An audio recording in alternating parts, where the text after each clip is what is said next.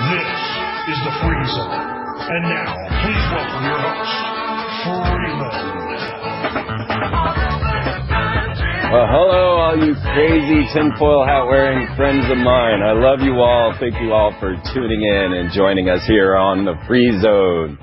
I have a wonderful show for you tonight. We're going to be talking with Dr. David Lewis Anderson of the Anderson Institute, all on time travel and time control technologies. I'm looking forward to that. But before we get there, I thought I should hit you up with some of the latest news that's popped up in Vatican curiosities and Disney sorceries and just all kinds of madness that's going on around us. Most curious story to date right now, of course, is the Lucifer instrument that is helping astronomers see through the darkness. Yes, the Lucifer telescope has been placed in Arizona by the Vatican. Now, I'll tell you, they had to work very hard to make this telescope's name Lucifer. Get this, the Lucifer telescope is the large binocular telescope near-infrared utility with camera and integral field unit for extragalactic research. You have to take two breaths in that one. I mean, they had to work at that. This is a chilled instrument attached to a telescope in Arizona, and yeah, it's named for the devil. But the Vatican says this is not their fault, but the fault of the Germans that put this together for them. And the German folks that had a response to the title, and people asking why the Vatican would have a Lucifer telescope, said that they wouldn't have the hesitation that Americans would have, since it's a very secular country. But he could be completely off. He's not sure. They didn't get to talk to the actual Germans who crafted it. Why they named it the Lucifer is really a curious thing. Like I say, the large binocular telescope near-infrared utility with camera and integral field unit for extragalactic research. You had to work at that to make the Vatican telescope mean Lucifer. Insane. Disney's coming out with a new product, and normally I won't talk about these sort of things, but this one caught my eye. It's called the Cain Chronicles. So we're going back to some of the serpent connections and Cain and the Freemason connections. And this is all about the ancient Egyptian gods coming back to life. Imagine that. And they say Set, the Egyptian god of the dead, the evil one, has his sights on the Cains. And of course, it includes their mother's death, as all Disney films will do. Well, this is a book at this time, coming out very shortly. I'll give you my book review as soon as I have it. But the brilliant Egyptologist Dr. Julius Cain is out to try and stop the world as it unleashes the Egyptian god Set onto the world. So it should be a very interesting thing. Disney never ceases to amaze me. We are working very hard on our Weird Stuff magazine, and Set and these Egyptian gods play a heavy role in the magazine, so I thought it really curious with Walt Disney's timing, and I often wonder if they are having a look at my work. Speaking of which, Fox News reported that the HTV-2 was a failure. Now, as you might remember, last Friday there were two launches, one from Florida, one from California. The one from Florida was launching the X-37B space war vehicle, the robotic mini space shuttle that no one can really tell you what it's going to do. But it is now orbiting our Earth and will be up there for up to about 9 months and can drop into any warfield anywhere in the world within minutes. But not so lucky with the HTV-2, or the hypersonic technology vehicle, which had to splash down right about the time that the X-37B was launching. Well, Fox News says conspiracy theorists are having a field day with this one. So far, I'm the only one I know of covering this topic. So, Dr. Anderson founded the TTRC, or an Advanced Time Technology Research Laboratory, where he gave and brought together a comprehensive overview on time travel. And his documentary, you can see it, it's called Time Travel Journeys into Time. He is now president of the Anderson Institute, the Anderson LLC, holds many patents on time reactor designs. These are used for energy production and time control technologies. And Dr. Anderson, I am very excited to talk with you. Hello, Freeman. It is such a pleasure to be here on the Freeman Perspective and Freeman TV. Thank you so much. You are very welcome.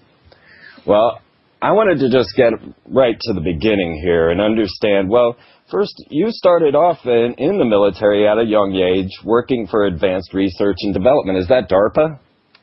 Not initially DARPA, no. Initially it was Air Force Systems Command. Okay. And in this area of research, I mean, at Edwards Air Force Base now, many of us connect this with UFOs, with high technology, advanced flight patterns. Were you involved in any of these earlier black operations, or can you tell me?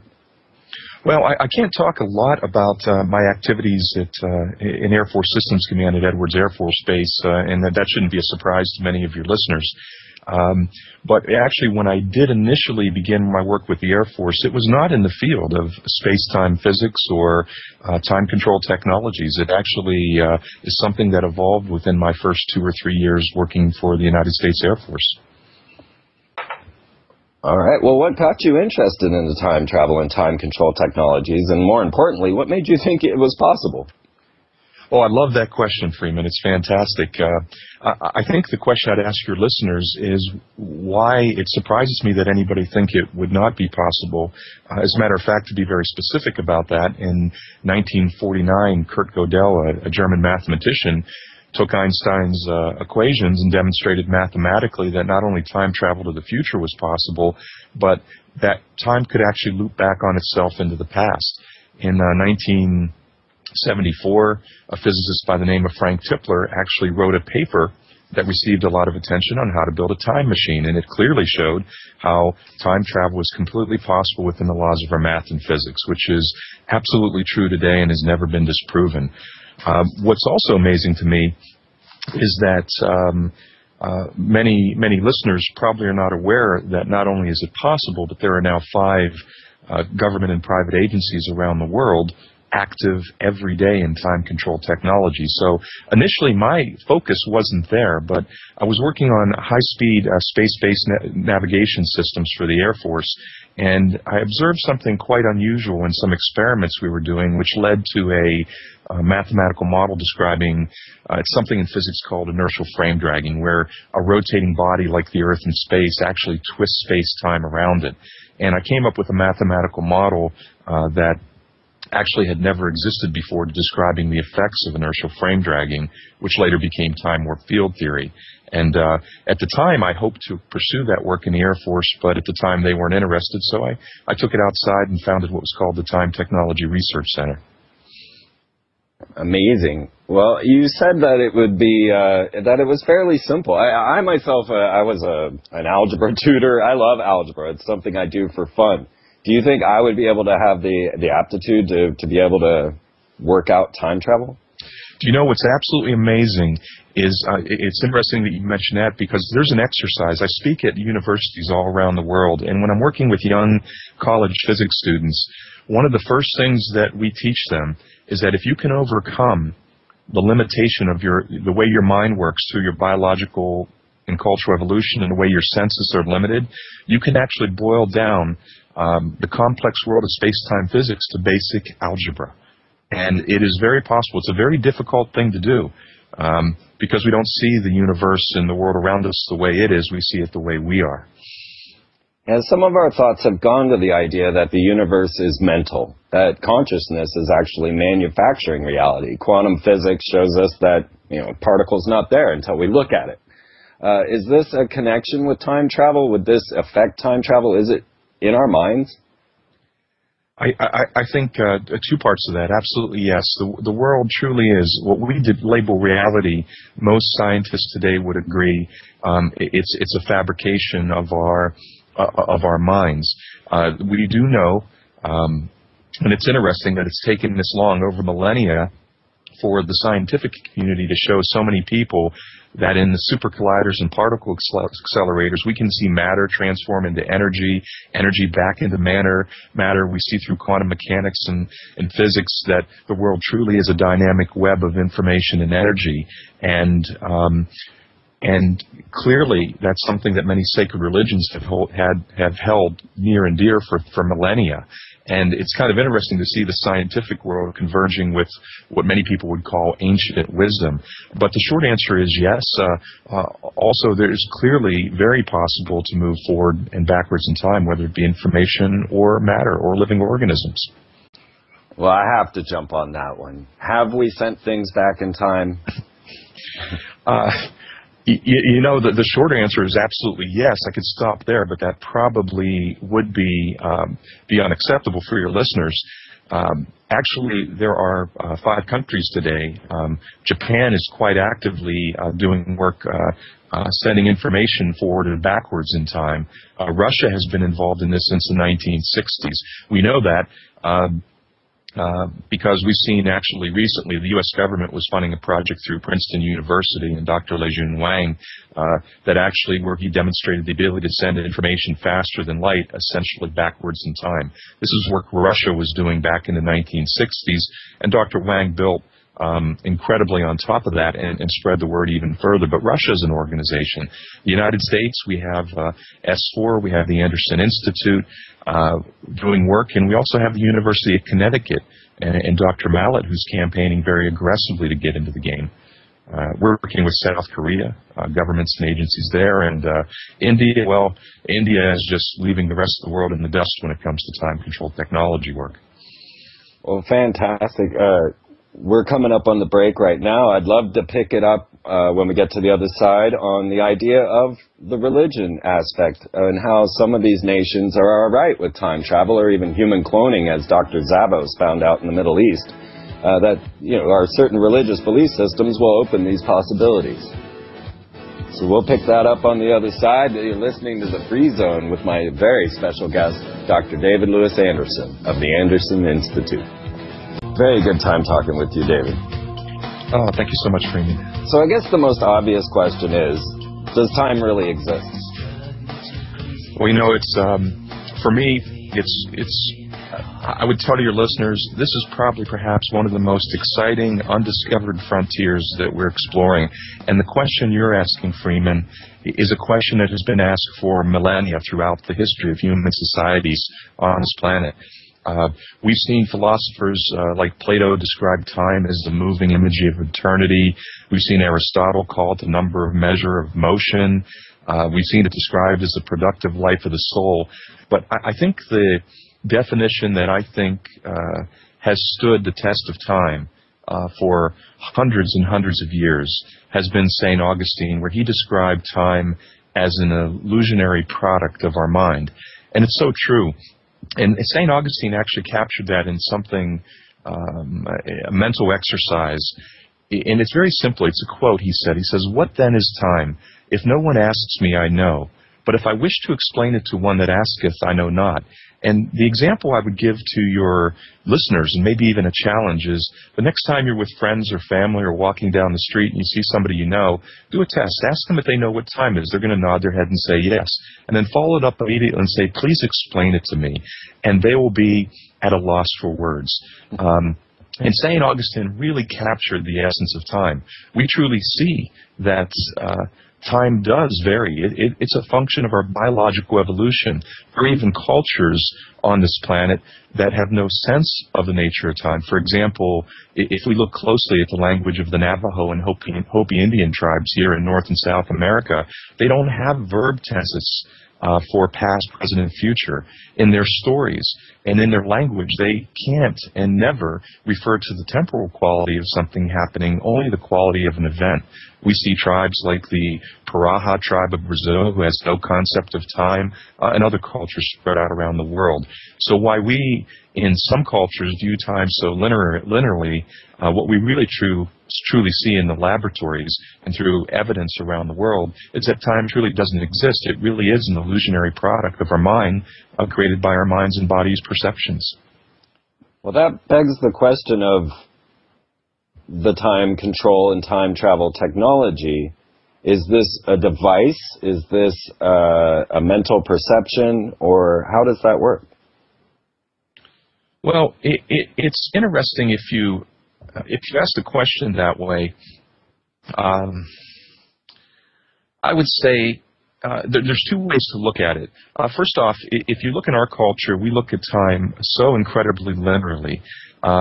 And unfortunately, it's not. If you look at other cultures, like in Asia, if you talk to a Buddhist monk and you ask him, why does time move forward and pull and drag us along? What is its unseen force? He will be completely lost. In his mind, in his culture, in his beliefs, he sees all time existing at once. And so to answer your question specifically, we see multiple ways to move through time, and that's what's really fascinating about this subject. There is no one answer. There are some people, Freeman, who like to say this answer is right and this answer is wrong about time, that no, the spiritual beliefs about time are right, the beliefs of religion are correct, no, this view in science or that view in science. The truth is, the spiritual views of science are the beliefs that people have the ability within the human mind to transcend time and space, the ability to use very high speeds and acceleration to transcend time, or fields of closed time like curves and the technologies that generate these. These are all one part of one and the same and inseparable. Interesting. It's definitely a curious subject, one that's been at my heart for a long time. Now we have, you had mentioned Large Hadron Colliders and the use of particle physics. They have Shiva standing outside of the CERN Institute. And I'm wondering about India. You had said that they were way up on their time travel and that this was one of the main countries performing these type of experiments. Why India? Well, it's a great question that people have been asking me recently because, first off, the extent of their operation, they are not only working on time-controlled technologies for transport of information forward and backwards in time, they're doing the same thing for matter and living organisms. But what's exciting about India is the investment that they've made. They're not only experimenting with the technologies, they've already developed their mission plans and their operational infrastructure and the commercialization plans for some of the technologies coming out of their research. I've been to some of their facilities just outside of Mumbai and also in the state of Maharashtra. And it's absolutely amazing what they're doing. Why India, Freeman? I have a personal view on that. First off, when you look at views of the world, and which I think is true, and I clearly see as true in the laboratory, that the world is a dynamic web of energy and we're all interconnected, these are views that the basic religions of that area of the world have held sacred for thousands of years. So in their cultural evolution, they have a completely different view of time than us. Secondly, the second point, and I'll stop there, is the leadership of India. Different than many countries, the presidents of India are elected based upon their promiscuity in the fields of science. So you'll see the presidents of India being some of the most revered and respected scientists of their nation, not necessarily politicians. So there's a natural leaning towards that area as well. I like that. I like that. Well, so this begs another question. It's just one question after another, right, with time travel. If we're capable of this now, then people in the future obviously would be capable of it. Are we aware of time travelers coming to our time? I think many people believe that. In our experiments, I would not say that we've made contact in that manner. Many people do believe, and it's not my area of expertise. I'm a scientist, I'm a physicist.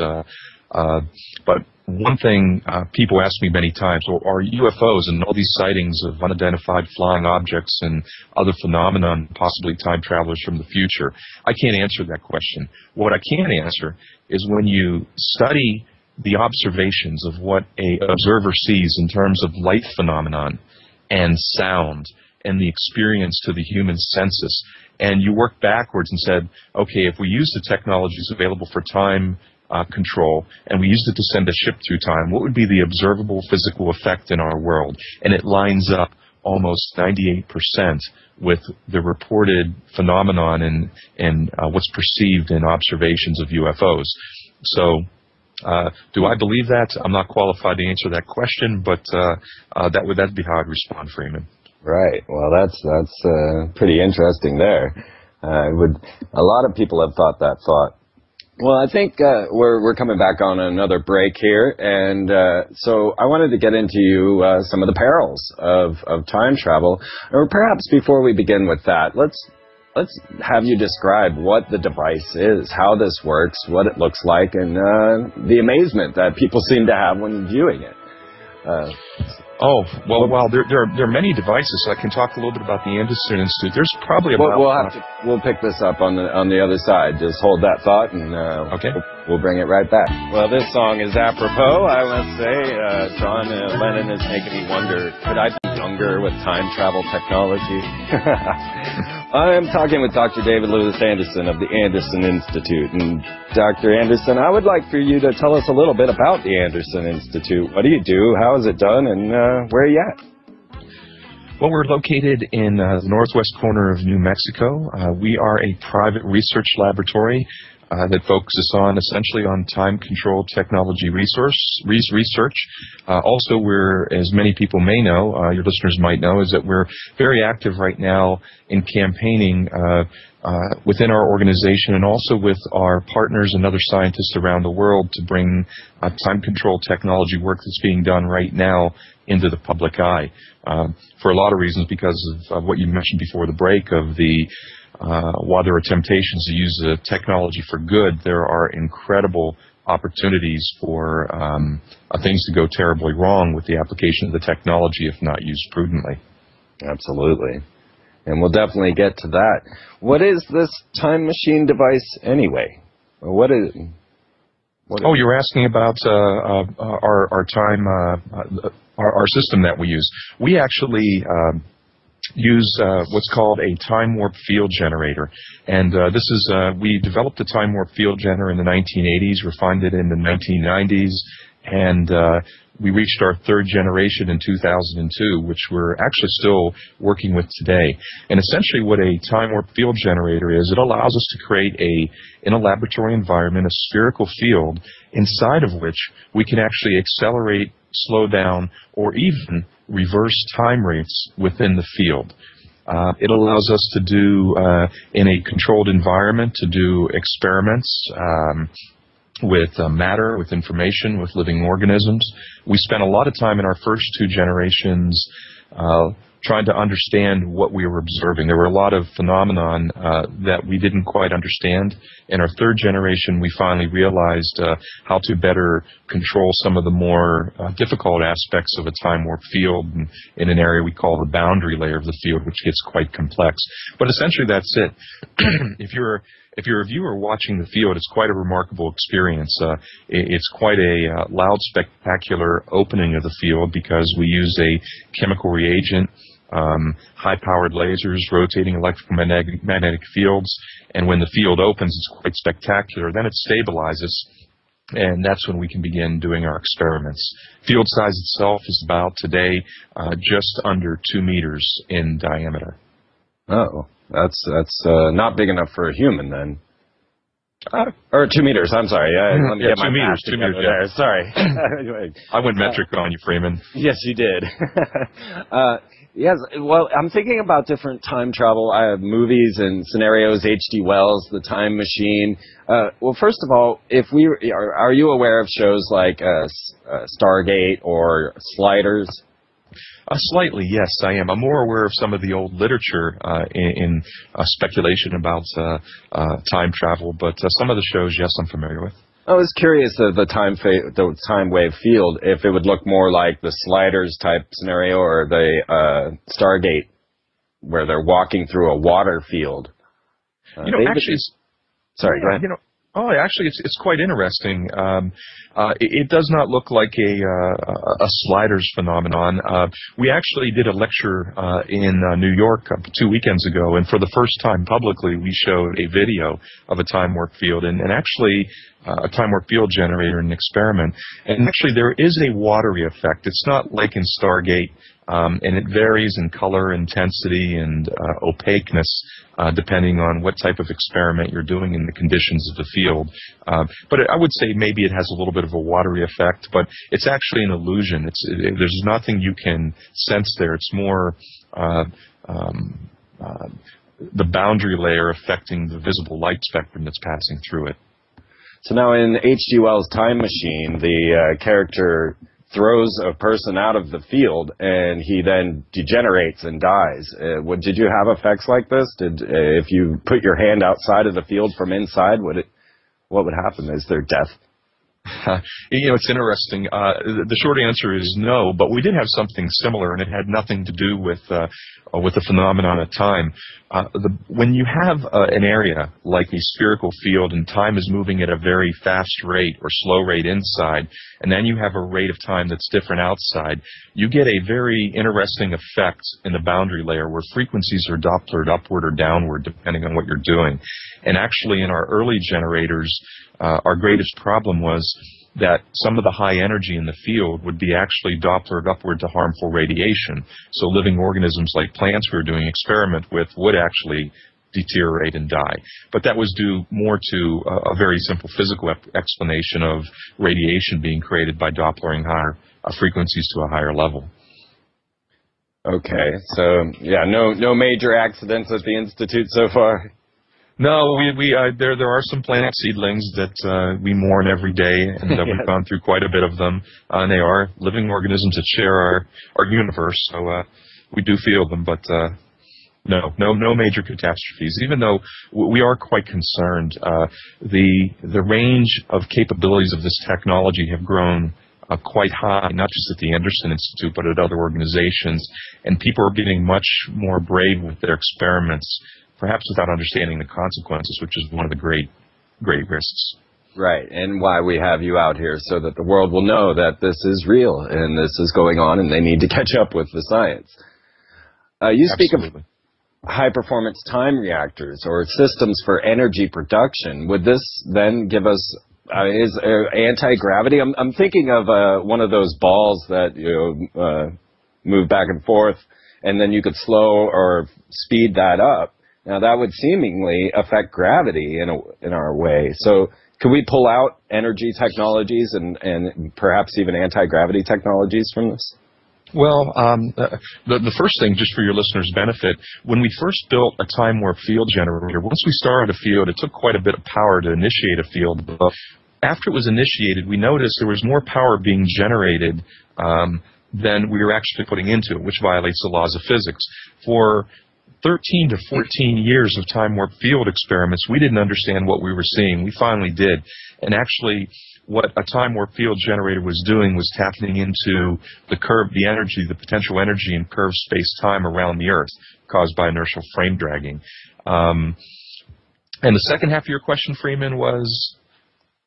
Okay, so we have energy projection, the energy projection, and a possible use of anti-gravity. Oh, anti-gravity, yes. Anti-gravity. Well, the first answer is no. While there are some effects on gravity, the modern-day view of physics, and even Einstein agreed this in his later years, is gravity doesn't exist, Freeman. And I would encourage your listeners to chase this. It's kind of like the question of time. We all in high school, we learned the formulas for gravity. We pat ourselves on the back because we know that if we drop a pebble down the well, we use 16 times the acceleration times time squared. We know the distance. We understand what gravity is. No, we don't. Gravity is a label we put on something that we don't understand. Do we really think there's a big hand behind the moon that's pressing it towards the Earth as it rotates around? The answer is no. And physicists today, most of the peers I work with clearly see that gravity does not exist. It's simply curved space-time in action. And this is something Einstein said. Einstein in his later years even agreed that his theory of general relativity based on gravity was completely useless. It was just a special case of the special theory of relativity.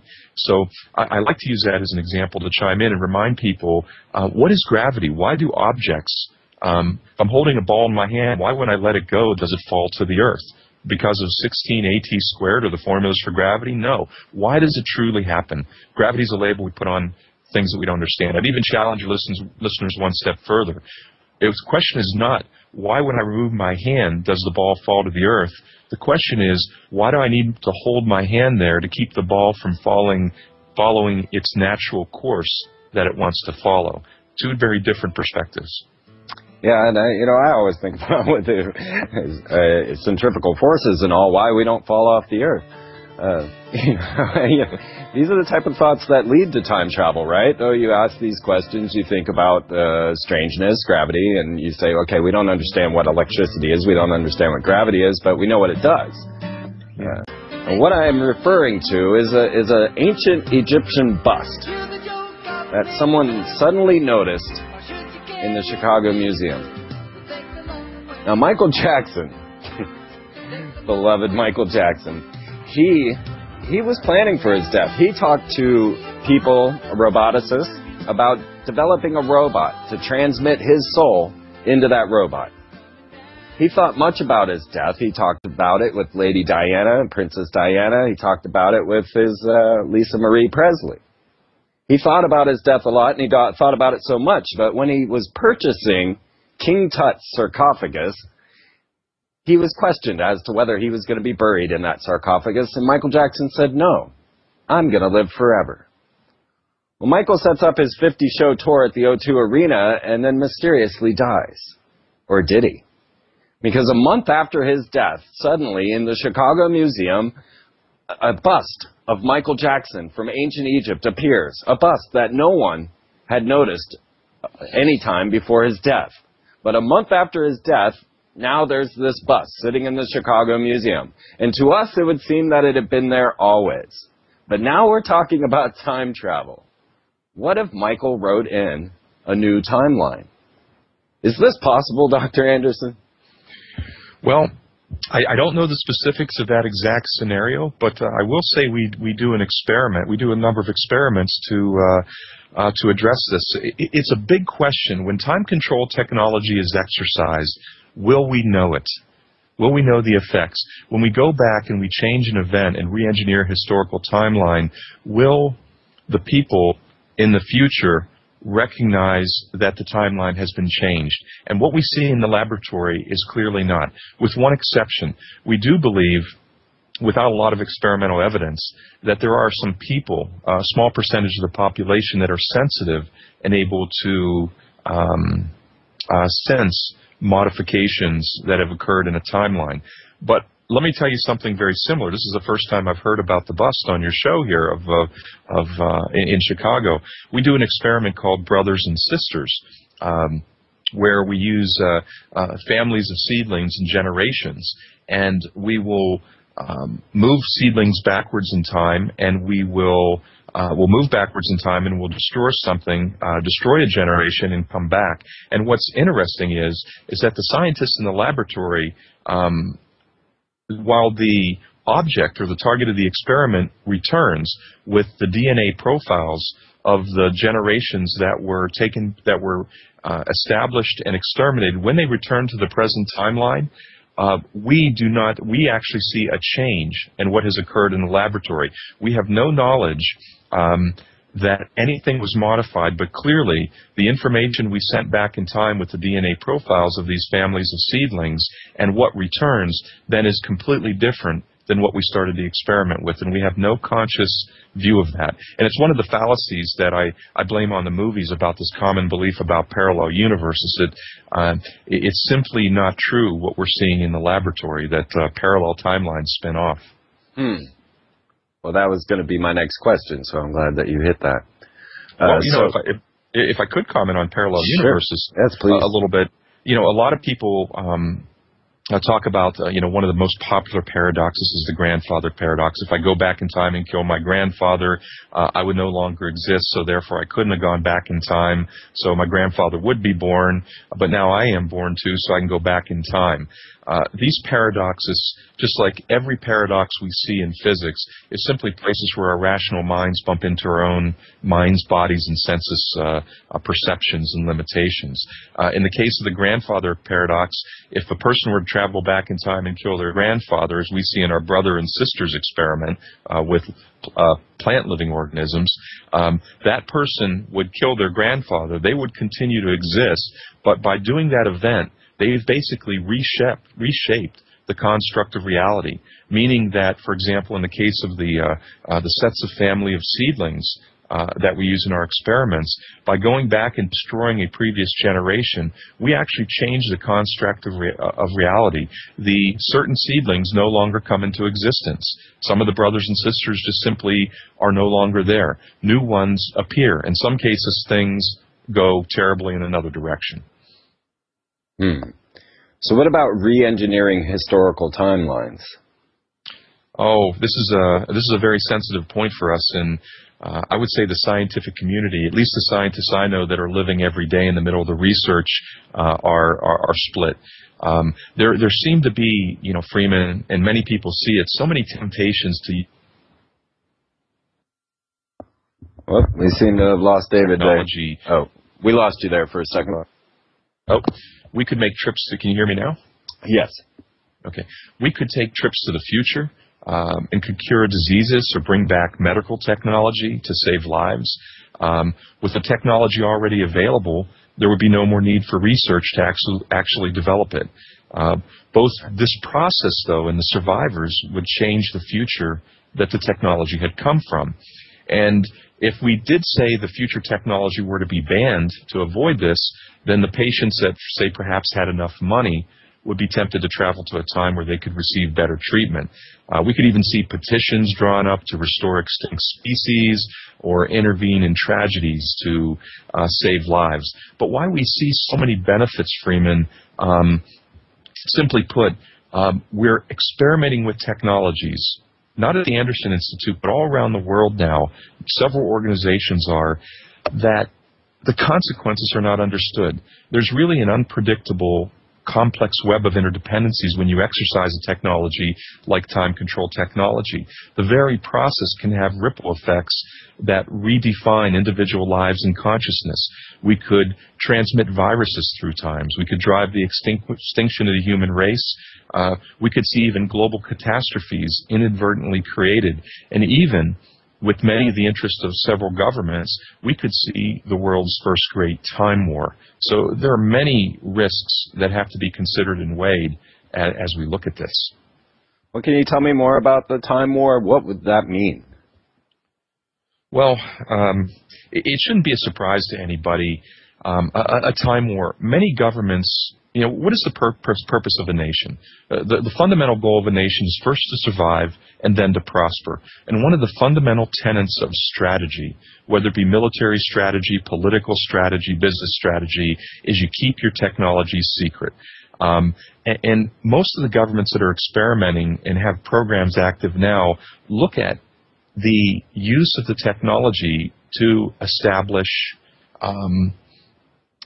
better opportunities to survive and prosper, whether that means weaponization of the technology or re-engineering of timelines for political and economic gains. There are many implications. Yes, very frightening and also positive. I suppose if the good people were in charge of the technology, but it's hard to know who's going to end up with what and how that's all going to go. Well, that's a great question. Who should be working with this technology? With the ability now to send information or matter or living organisms forward and backwards in time, what do we do with the knowledge? How do we handle it? Who should have access to it? And given its implications into actually redefining sentient and conscious life, or having catastrophic ripple effects, there are some very serious questions that need to be answered. Very serious. I'm very glad that you're coming out and telling the world. You felt that this was necessary at this point. Absolutely. But I would explain to your listeners that it's challenging. And when you look at Freeman, and I'd encourage your listeners to think about it, when you look at a scientific breakthrough like time control technologies, it offers commercial prospects and tremendous interest from both the private sector and private enterprise. And when you also look at the financial aspirations and power of these large businesses, as well as the political and economical aspirations and power of governments, you can't underestimate their influence. It's extremely powerful. But the risk with that is Freeman. We're on the break. I'm sorry. Keep that thought, and we'll pick it up on the other side. See the corporatization of time travel. The richest could use this technology, and the poor left behind. I believe in your idea of global community, and I can't wait to discuss that with you later in the show. So we were talking about some of the perils, the first great time war. Some people in the chat room had a question for you, and they were wondering that if time is like cyclical, then is our future our past, or our past our future? Is it possible that there's been a loop? I think there are many religions, Eastern religions, that believe time is a circle. It's a cycle. However, that does not necessarily. Sometimes it's misunderstood to mean that our future and past continue to repeat itself. It's really not what we see. What we see from a physics perspective is that time is simply like a dimension of distance that you can move forward and backwards. And as a matter of fact, there's, just like earlier we were talking about my amazement that people don't realize time control is possible within the laws of math and physics. Moving through time is virtually almost the same as moving through space, and it's been demonstrated over and over again in wonderful books out there on the subject. But because the way our minds work, Freeman, the function of our mind is simply to rationalize what our senses perceive, which are limited with our own brain's belief systems. And if we can't sense it, we can't accept it, which is the first step to overcome for people who want to understand the true nature of time. All right. Well, I understand that I don't understand. Time is a very curious thing, because as we do know, and we've talked about that, in an accident, time seems to slow down, and we have a physical reaction. We see things slower and can connect with it. This is our short moment here, just to let you know, Dr. Anderson, that we've only got a minute in this one. Well, I like what you said. This is a fascinating field. We literally don't know what we don't know about time. And that's not a negative reflection on ourselves, Freeman, or your listeners. It's really for thousands of years, this human society on this planet has been wrestling to understand time, and it's been eluding us. But we're close. We are close, and it's an amazing time that we live in, with human cloning, with mind-transferring technology, punching holes in the other dimension with large hadron colliders, And you had mentioned also your connection with some of those space-based satellite systems, and I've been watching a lot of that with the HTV and the X-37B.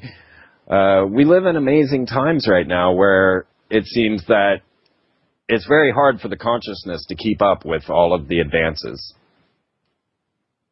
Absolutely, it's an amazing world, and outside of the material and technology, just finally being able to see ourselves in the universe of time, and the universe of time in us is just an amazing enlightenment, if you will. I shouldn't say that as a physicist, but. Right. I would love to come to your institute and see this in action, I'll tell you that. Maybe someday. It's a shocking experience. It's a shocking experience to most people. They have the new Area 52 out that way.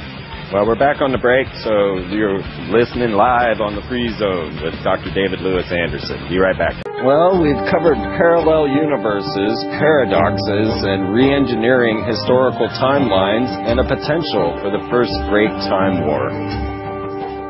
As disturbing as all of these things are, what other perils are there with time travel or time control technologies? Well, Freeman, my first comment would be is that I also like to focus on the good, and I would tell your listeners that among the many scientists I work with, while I see many agencies and organizations politically and profit motivated around the technology, I also see many people who really truly care about the benefits of the technology. And I always remind people breaking things into good and evil are sometimes dangerous, because we use those to justify to stop thinking, sometimes justify to do bad things. So we're kind of all part of the same situation. So I think there's also a lot of positives. But as you say, you're absolutely right. The risks here are severe. Well, we watch as CERN. I'm sorry, Dan. I'm just thinking that we watch as CERN just punches holes and opens potential black holes, strangelets. They don't know. No one knows what's going to happen when they do these experiments for the first time. Or HARP launching itself and shutting down power all over the nation. Turning something like this on, you just don't know what might happen. Well, you know, that's the fundamental point of the risk here. Anytime a society has unprecedented acquisition of knowledge and power, along with that higher knowledge and power, the greater must be our sense of moral responsibility. When you look at things like super colliders and nuclear energy, we've danced on the edge of the razor blade, Freeman, and we've managed to survive as a human society. But if we really look at the human ethics around this, we really must accept that the greater our knowledge and power, we have to have a greater capacity for moral reasoning. And until recently, with these other technologies, with HARP, with nuclear energy, which is pretty much, very much on the edge of a razor blade, and these other technologies, we could say that as a society we've been pretty effective, that our capacity for moral reasoning has kept pace with our development of our human knowledge and our own mental capacity. But that's not what we're seeing now. We're talking about, with time-controlled technology, the actual process of making history in experimental science, of reaching forward and backwards in time, moving things in that direction, retrieving things, and ripple effects that are beyond the human capacity to predict, yet we're willing to do it. It's incredibly foolish, probably just by about any perspective you would look at it from. Now, would you be able to tell if someone was using time travel technologies? Actually, yes, we can, and it's actually a very fundamental part of what we do, Freeman. We don't talk about the problem without a solution. We have a 4-step plan at the Anderson Institute, and we're working with our colleagues around the world. 1, full technology and disclosure and transparency. Number 2, the launch of a global education initiative. Number 3, the hard part, the establishment of a global moral compass to guide any further development and any further use of the technology. And number 3 is monitoring. And we actually have a technology we call a temporal tremor detector, a TTD, that can detect any time time-controlled technologies themselves are activated. And it's a very important part of our 4-step plan, because we have to be able to regulate and monitor on a global basis what is happening. So you think we'd ever end up with, like, time police?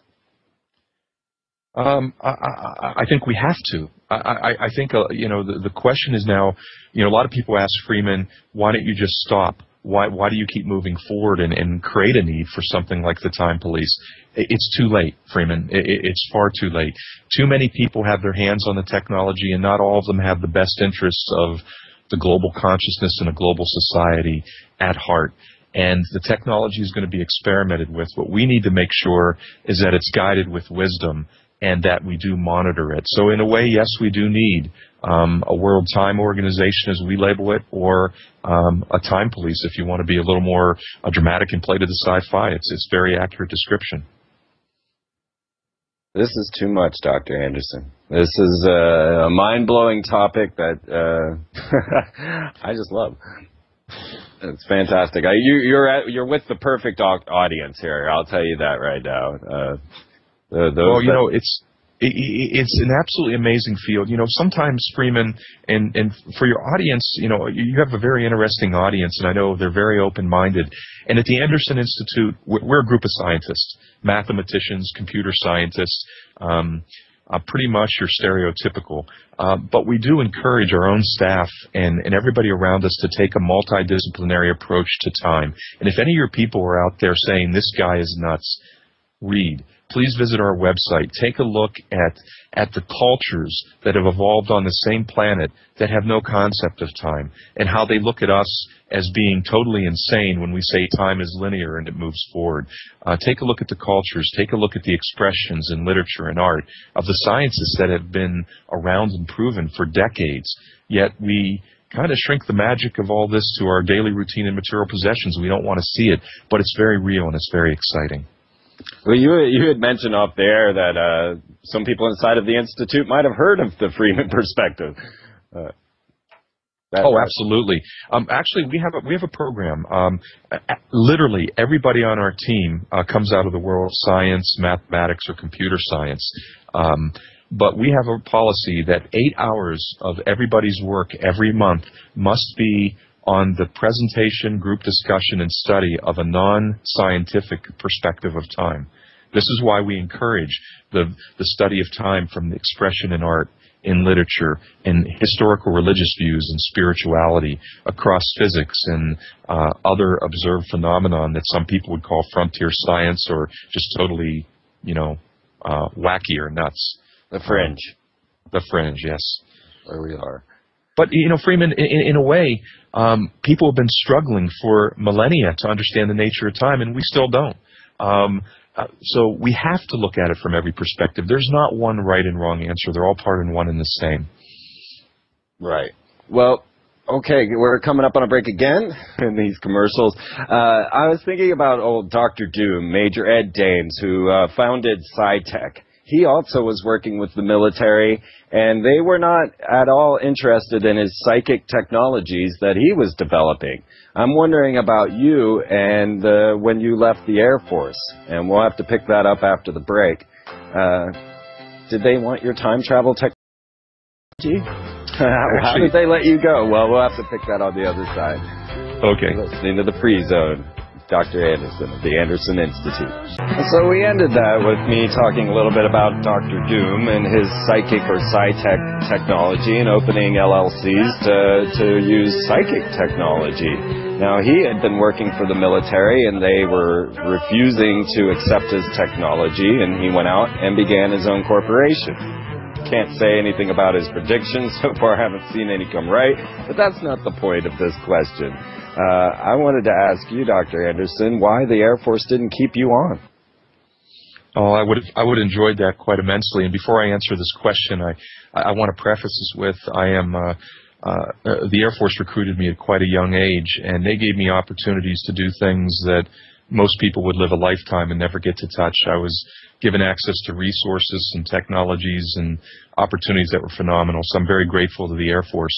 And at the time I was working with them, we were on a mission that was related to high-speed navigation systems, space-based. I can't get into the more detail. And I had recognized a phenomenon and a relationship I wanted to explore that had tremendous potential with regards to time control technology.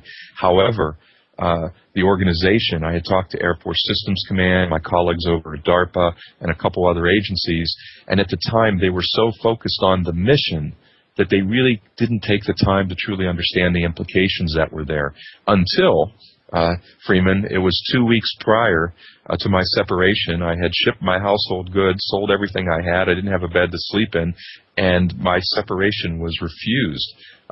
Somebody at Air Force Systems Command who finally got a hold of the paper understood it, and I actually had to petition with Senator Rockefeller in West Virginia and start a congressional inquiry to get released, because by that time I had already committed. I wanted to move forward and launch the Time Technology Research Center, and so it was quite an interesting story. I don't know what would have happened if I would have stayed in the Air Force. I'm kind of glad that you're out in the open, not behind the covert doors of the military. You're able to come out here and talk to me now. What can we look at in the future of time travel? Is it going to be a rich man's game? Well, you know, for so many strategic and tactical reasons, you know, governments and the ones who are controlling the technology want to keep it classified and kept secret. And like we talked about before, you could even say that probably, and right now it's true, and I can say for a fact, I've sat in with the Ministry of Technologies in China, in India, in Korea, in multiple countries, in different government agencies, and it's only the highest ranking officials that are being allowed to know that the technology is available. But these politicians are really subject to the same temptations, and they really don't want to let the general public know. And most likely it will be a rich man's game, and it will be a rich country's game, or a country that has a technological superiority within the field of time controls. And, in the cases of time wars, these leaders actually think they can view future battlefields and change plans based upon effectiveness by looking into the future. And if they have a failed operation, they can send communications back to themselves in time to notify themselves about it. Why this technology has such a great potential to save lives, it's being looked at from such a weaponization standpoint. But still, with that said, the real issue is we're using technologies that we don't understand the consequences of. Yes. I do a study of corporate logos and their occult meanings, and I couldn't help but notice your corporate logo. It looks very similar to the missile defense corporate logo that they have just come out, kind of coupled with the Obama logo. I have to ask, did you design that, or where did that come from? Wow, those are two interesting twists. I've heard it called, it looks like a stealth fighter. I've heard it that it resembles the Freemason symbol. But actually, if you look at it closely, it's an A for Anderson and M for Multinational, the parent corporation of the Anderson Institute. So, is there more to it than that? I can't confirm or deny that, Freeman. All right. Are you a Freemason? Sorry. I'm sorry, the connection broke up. I can't confirm or deny anything. Did you witness the Norway spiral? I did not witness it, no. I've actually seen the pictures? I've seen some pictures, but I really haven't had a chance to delve into it myself. Okay, I just thought I'd ask. Some people had connected this with some of the ancient Bell Nazi experiments. Have you heard of the Nazi Bell experiments? No, I can't say I have. I'm a little more focused, a little more aware of some of the work that was done in the former Soviet Union than in Germany. Okay. Just thought I'd check with that because some people had some questions, whether there was a connection with this Norway spiral and the attempts at time travel in Norway. But we can pick that up next time, perhaps, when we get you back. Wonderful. All right. So why don't we get into some of the different types of technologies? What are some of the different time travel devices or abilities out there? Well, there's different types of technologies that are used, and really the first place to start when you talk about time control technologies is really to break it into two categories. And unfortunately, I don't want me to make it complicated, but there are technologies that are based upon special relativity developed by Albert Einstein that require very fast speeds and accelerations across distance to dilate time. And then there's a phenomenon called closed time-like curves. Some of the capabilities that are being experimented with in California, in New Mexico, in Japan, and very soon in Korea, and also in India are quantum tunneling. This is the ability to use what's called in physics a evanescent wave coupling effect, where you can actually send information. For example, in Princeton University, they use the cesium chamber, where you send information into a chamber, and the information actually finishes leaving before it finishes entering. It actually travels faster than the speed of light backwards in time. This is an effect in a physics called quantum tunneling, and it's used for sending information forward or backwards in time. There's the capabilities of near light speed travel that allow you to, as you get closer to the speed of light, time dilation occurs. For example, that astronaut who travels away to a distant star and returns will be much younger than the twin brothers she left behind on Earth. There's something called an Alcubierre warp drive, which is we have some wonderful pictures of on our website. But imagine you're in a rowboat on a lake, Freeman, or if your listeners can. If you were to go to the front of the rowboat and create a well in the water, pull the water down, and raise the water behind the rowboat, essentially the boat would kind of slip forward into the well and would slide across the top of the water. And that's the phenomenon of an Alcubierre warp drive that's being considered for long-distance spaceflight. Faster than light travel is another approach, but is not possible within our laws of physics.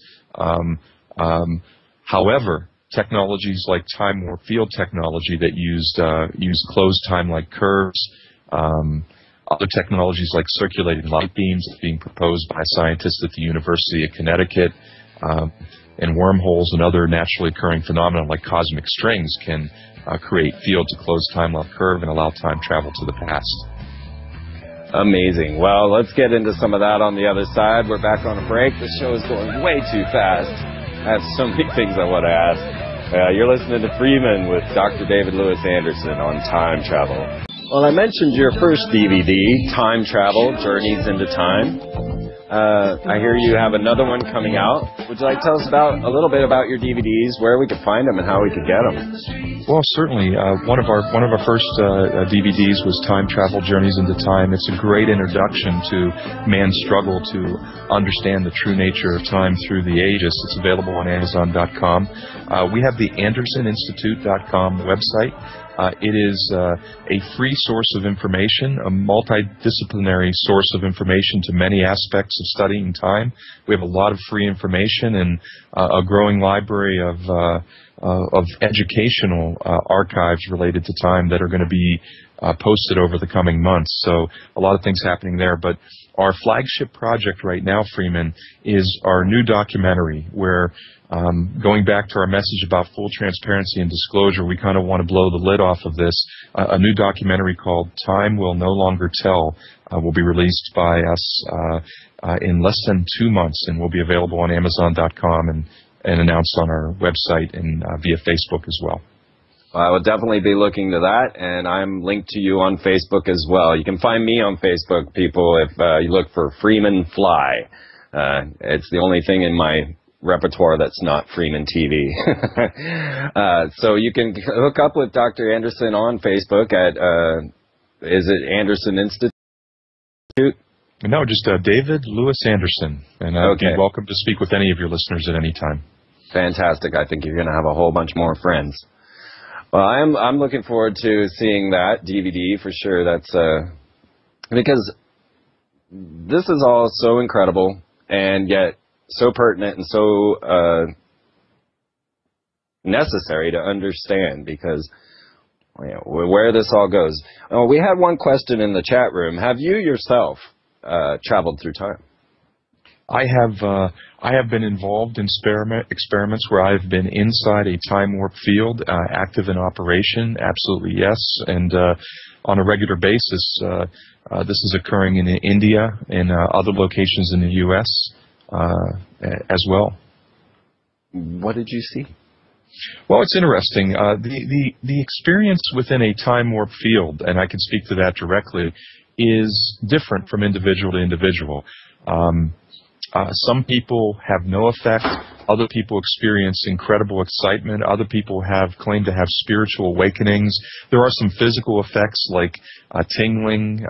Some people do experience a little bit of nausea and other things, but we don't know what truly causes some of that. We know some of the physical effects, but we're putting people in an environment that is so remarkably different and a shock to their senses that we don't know if this is the human condition.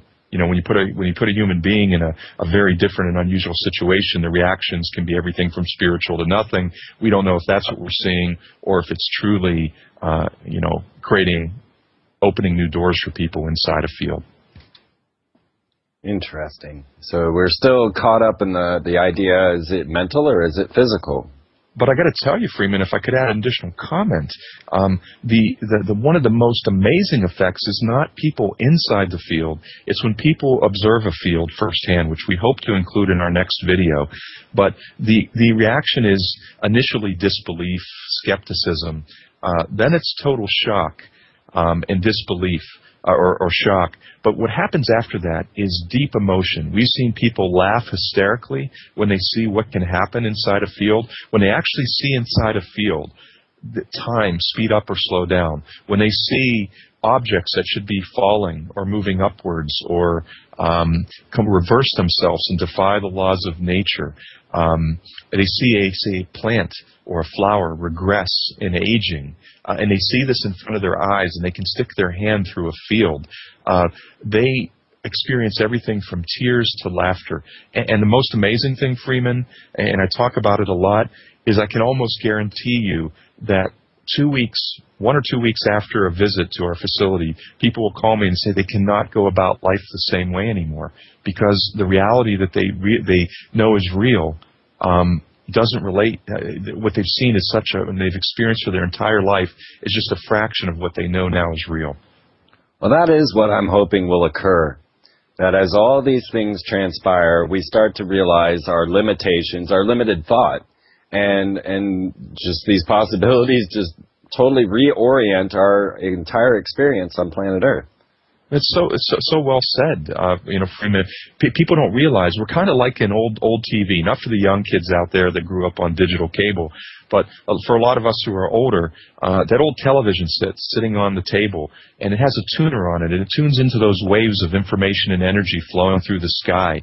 Our minds are like that tuner. Our minds have the capability to tune into that true reality and universe of information and energy, but the problem is our tuners are limited.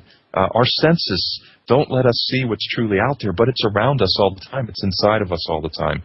And I like your words on it, and we have so much opportunity to grow and to learn.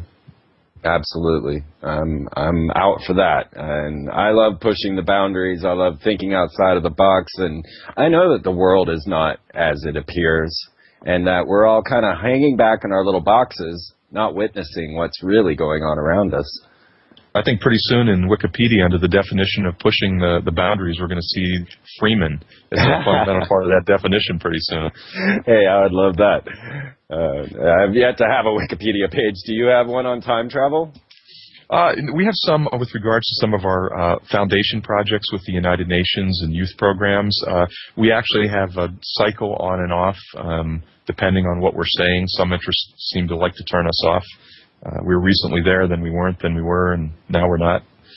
Right. I know how Wikipedia can be. Yeah, there's a lot of reorienting timelines in the Internet. There's no doubt about that. Well, so why is time so difficult to understand? Well, I think there's a couple different reasons. The human psychology, we just talked about the limitations of the human senses, our inability to perceive very much of the true reality around us. We know from science that's true. The function of the brain, the human mind, the function is to rationalize what our senses perceive with our belief system. If we can't perceive it, it's not real. Maybe human psychology. Some of my favorite quotes: "Time is the fire in which we burn." Time is a great teacher, but unfortunately it kills all its pupils. We always feel the passing of time. We feel pushed by it, and we always feel it's linked to our own mortality. Also, we've gone a little materialistic, Freeman. Sometimes we shrink the magic of the world to our daily routine and material possessions. But the true barrier really to learning and understanding is our biological, cultural evolution. Biologically, the human mind evolved for limited purposes. We have limited senses. They're not fully developed. We know they only perceive a fraction of reality. Our mind rationalizes. Think about cultural evolution. We're having this conversation. People on the other side of the world would think we're nuts. As crazy as we think they are, that all time when they say all time exists at the same place, your listeners might be thinking of that.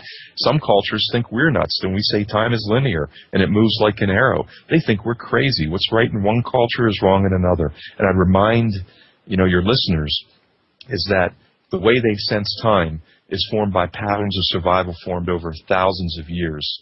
That blinds us to perceiving the true nature of reality.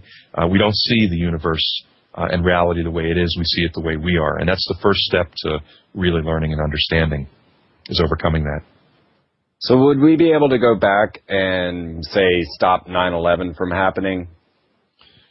Absolutely. The problem is, do we know the ramifications of that? Right. Do we know what the ripple effect is, and why we intend to do good? The complex web of interdependencies that go even with the smallest change in re-engineering history, we don't understand. There are so many opportunities and so many good intentions that could go wrong here, like as a human society we've demonstrated before we can do. It's true. It is very true. And that is very dangerous, not knowing. I suppose I'd rather just try and reorient now. Well, when we get back, we're going to discuss the World Genesis Foundation and Dr. Anderson's ambassadorship to the youth at the UN. So we'll pick that up on the other side. You're listening to The Free Zone with Dr. David Lewis Anderson, AndersonInstitute.com. Check it out. Oh, higher love is necessary. With all this technology opening up, we better find our spiritual selves here and quick, so that we can start putting these things to good use and find our global community. And on the ideas of global community, I'd like to ask you a little bit about your World Genesis Foundation, Dr. Anderson. Oh, thank you so much for asking. I always enjoy talking about it, but it's risky bringing me in because I'll talk too much. I was working with a group of people back in 1999, and we established a foundation called the World Genesis Foundation. It's a not-for-profit corporation, and it's committed to a simple mission, to leave no child without hope for the future. And we have a very specific charter. We work in cooperation with the United Nations Educational, Science, and Cultural Organization and other partners. And we go and work in areas of the world to create opportunities for youth where opportunities are limited or simply unavailable. So when we go in to do a program, we're basically trying to work in situations where there are no alternatives, and every program and every dollar, every minute volunteered by somebody with the World Genesis Foundation kind of creates hope from hopelessness. And there is just incredible need there. And if anybody's interested, our foundation is called the World Genesis Foundation. It's worldgenesis.org. Is good background there of what we do and the projects we're involved in. And also for any of you Amazon.com shoppers out there, we have a project with them called HopeMart.org. Like Walmart, but Hope Mart. And if you purchase on Amazon, you'll still get the same great products from Amazon and the same great service, but they will in turn donate money to create opportunities for youth. So I hope you check it out, and thanks for the opportunity to say a few words, Freeman. Not a problem. The youth are our future, and I definitely, hoping a lot of children are listening to the show. I know a lot do. You know, I get 10, 11-year-olds writing me saying they love the show and they love the experience.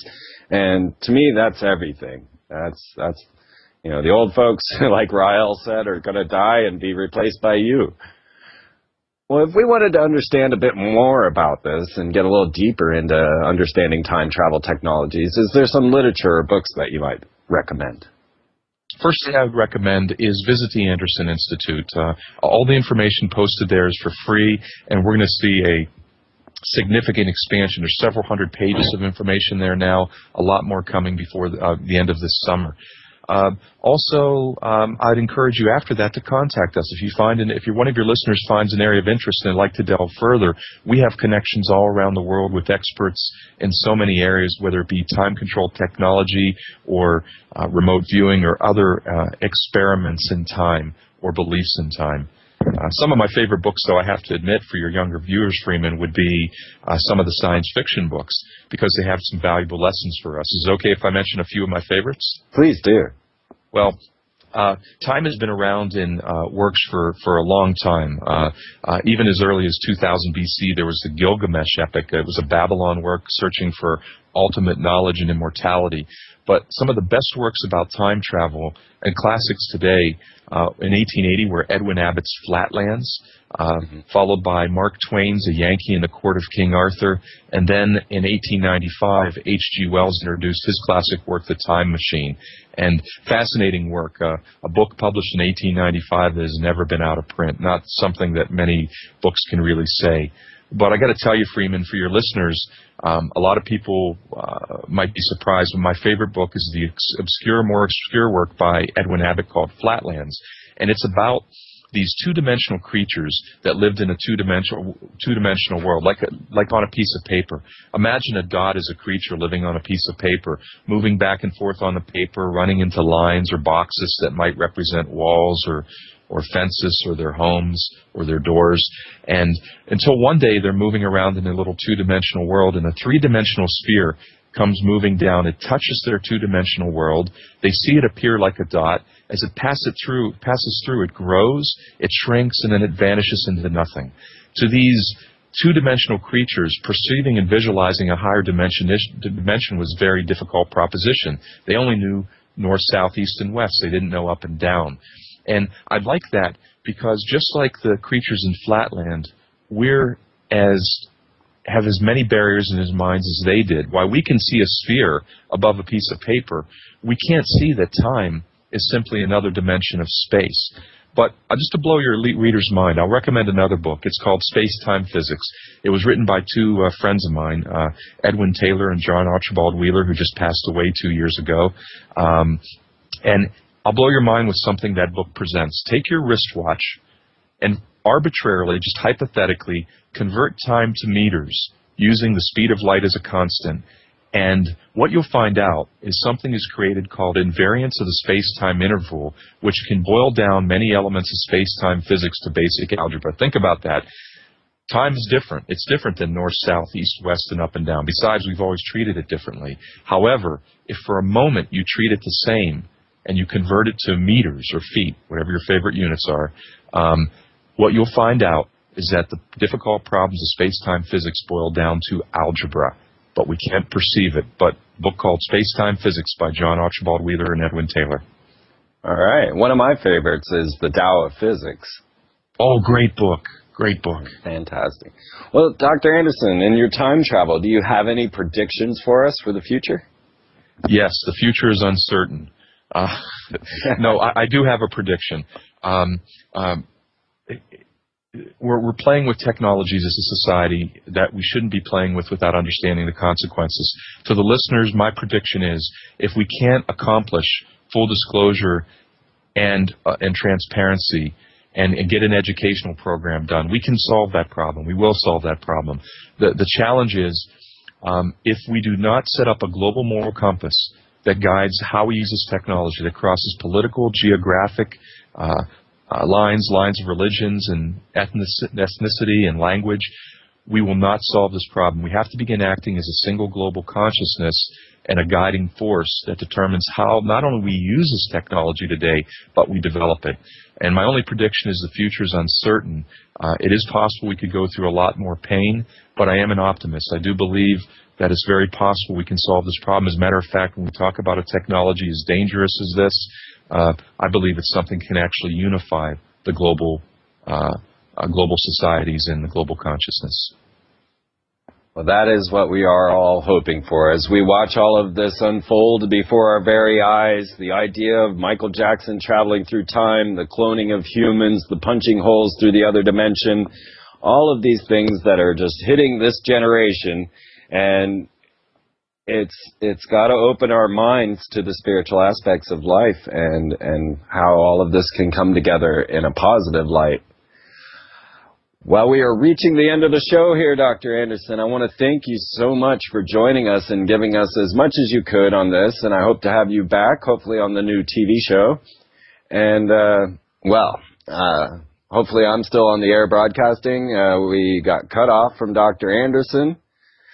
Too bad right there, right at the end, as we get some final statements from him. But thank you all for tuning in. I hope that we covered most of the questions that you would have about time travel. I don't know if